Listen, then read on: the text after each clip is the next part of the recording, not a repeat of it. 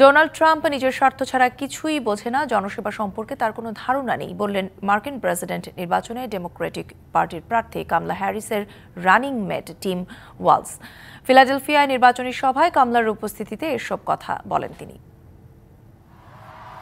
স্থানীয় সময় মঙ্গলবার সন্ধ্যায় ফিলাডেলফিয়ায় কামালা হ্যারিসের সঙ্গে একই মঞ্চে উপস্থিত হন রানিং মেট টিম ওয়ালস।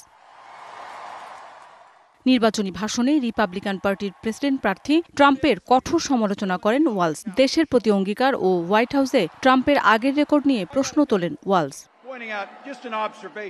একই মঞ্চে ওয়ালসের বিষয়ে কামলা বলেন, তিনি এমন একজন নেতা যিনি মার্কিনীদের ঐক্যবদ্ধ করতে, দেশকে এগিয়ে যেতে সাহায্য করবেন। তাকে খাঁটি দেশপ্রেমিক বলেও উল্লেখ করেন কামলা।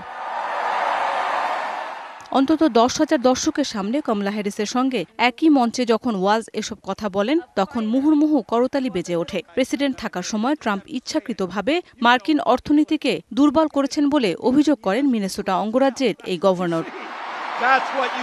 মৌসুমী শান্তা, ডিবিসি নিউজ ডেস্ক।